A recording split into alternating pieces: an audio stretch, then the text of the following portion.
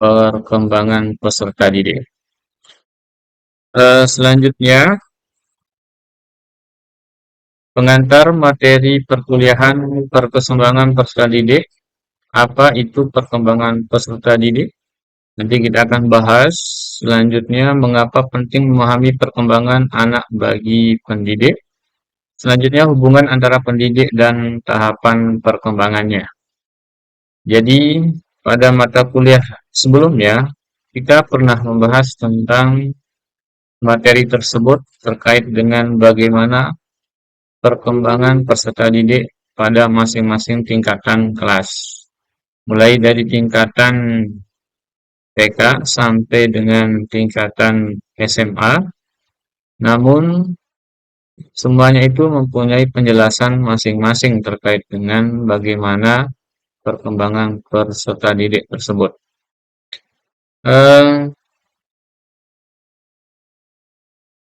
Di sini kita akan bahas tentang ruang lingkup perkembangan peserta didik. Yang pertama, kita akan bahas tentang 4 perkembangan tersebut. Yang pertama itu perkembangan fisik. Jadi perkembangan fisik ini terkait dengan perubahan tubuh secara biologis, ya seperti tinggi badan, berat badan, kematangan organ, dan keterampilan motorik. Di sini kita sering melihat ketika mengajar, banyak perubahan-perubahan yang terjadi dalam pembelajaran atau peserta didik kita, baik secara biologis seperti tinggi badan, berat badan, kematangan organ, dan keterampilan motorik. Yang kedua, perkembangan kognitif ini berkaitan dengan pengetahuan, yang dimana dengan kemampuan berpikir, memahami, mengingat, menganalisis, dan memecahkan masalah, bahwa dalam pembelajaran penting kita mengetahui bagaimana kemampuan berpikir seorang anak. Mulai dari tingkatan RA atau TK, jadi anak-anak usia ini dia lebih condong kepada bagaimana cara belajarnya. Terutama kalau kita lihat anak-anak pada usia ini, dia lebih banyak bagaimana bergaul, bermain. Seorang guru itu harus bisa memberikan contoh yang baik terkait dengan bagaimana perkembangan kemampuan berpikirnya. Karena anak usia ini lebih cenderung kepada bagaimana kita harus memberikan mereka pemahaman tentang bermain dan belajar. Di sini kita menggunakan model pembelajaran FAKEM, pembelajaran aktif, kreatif, dan menyenangkan. Jadi anak-anak dituntut untuk memahami bagaimana proses belajar tersebut, tapi ketika anak yang diajar di sekolah dasar atau madrasah ibtidaiyah, sering kita lihat pada kelas 1 sampai dengan kelas 3, anak-anak lebih condong untuk kita latih bagaimana berpikir, belajar, bermain, supaya mereka paham apa yang akan dibahas ketika pelajaran. Jadi mengingat, menganalisis ini lebih condong kepada anak usia SMA atau MA, yang di sana lebih condong anak-anak kita kasih tugas untuk lebih mengingat, menganalisis, sebagaimana kita lihat dalam pembelajaran era saat ini atau 4.0, siswa diarahkan untuk menganalisis kemampuan berpikirnya secara rasional terhadap pembelajaran tersebut dan memecahkan masalah. Ini berkaitan dengan studi kasus yang kita berikan pada seorang anak untuk belajar bagaimana cara menyelesaikan masalah. Ini menurut teori James Piaget. Jadi menurut teori James Piaget ini lebih mengembangkan kepada bagaimana proses berpikir anak itu memahami, mengingat, dan memecahkan masalah. Yang ketiga, perkembangan sosial emosional. Ini berkaitan dengan kemampuan peserta didik dalam mengelola dan mengekspresikan emosi secara sehat. Di mana peserta didik kita sering kita lihat bahwa mereka di usia ini emosionalnya lebih cenderung kepada bagaimana konsep berpikirnya. Kalau kita lihat mulai dari usia dini, dari TK, secara emosionalnya dia lebih taraf kepada bermain dan belajar. Terus untuk anak SD itu bermain, belajar, dan bagaimana memahami konsep pelajaran tersebut.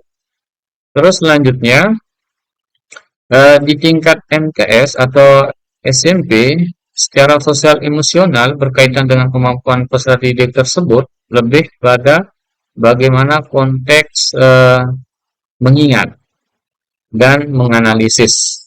Sedangkan pada konteks anak usia MA atau SMA itu lebih kepada bagaimana mereka belajar memecahkan suatu masalah yang diberikan oleh seorang guru. Terus yang keempat, perkembangan moral dan spiritual. Ini berkaitan dengan nilai-nilai etika, norma, dan kepercayaan yang membentuk kepribadian dan akhlak peserta didik. Jadi perkembangan moral ini lebih cenderung kepada nilai-nilai etika. Jadi di masyarakat anak-anak ini memberikan contoh pembelajaran yang sifatnya konkret atau memecahkan masalah terkait dengan apa yang mereka temukan di lapangan. Secara etika, anak perkembangan ini masuk kepada anak-anak yang SMA atau MA itu lebih mementingkan nilai-nilai etika, norma, moral dan lain sebagainya. Hingga bisa membentuk kepribadian dan akhlak bagi peserta didik tersebut. Jadi di sini guru lebih menekankan bagaimana proses pembelajaran itu kalau di tingkat SMA atau MTS lebih kepada ditekankan etika, norma, dan nilai-nilai pada konsep mereka. Selanjutnya, tujuan mempelajari perkembangan peserta didik ini adalah yang pertama agar guru memahami kebutuhan peserta didik sesuai dengan tahap perkembangannya. Yang kedua, menyesuaikan metode pendekatan dan materi pembelajaran secara tepat. Yang ketiga, membantu peserta didik berkembang secara optimal dalam segala aspek. Nah, jadi kita akan bahas sedikit di sini tentang bagaimana menyesuaikan metode pendekatan dan materi. Yang pertama, metode yang harus digunakan khususnya bagi anak usia dini itu lebih banyak kepada metode bagaimana ceramah digunakan, terus bagaimana bermainnya.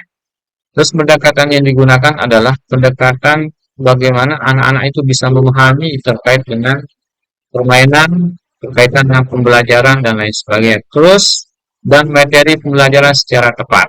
Nah, untuk anak usia kita katakan di usia SD ini lebih menekankan kepada pembelajaran secara tepat, yang dimana anak-anak ini pada usia kelas 1 sampai dengan kelas 6 itu berbeda tahapan.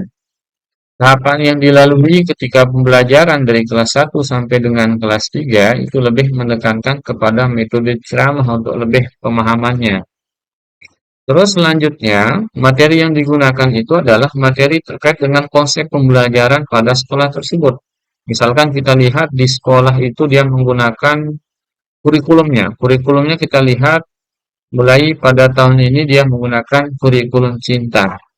Jadi kurikulum cinta ini lebih menekankan kepada bagaimana pembelajaran, pendekatan, materi maupun metode itu lebih menekankan bagaimana kemauan atau prinsip pada anak. Terus membantu peserta didik berkembang secara optimal dalam segala aspek. Nah, jadi ini lebih menekankan kepada aspek perkembangan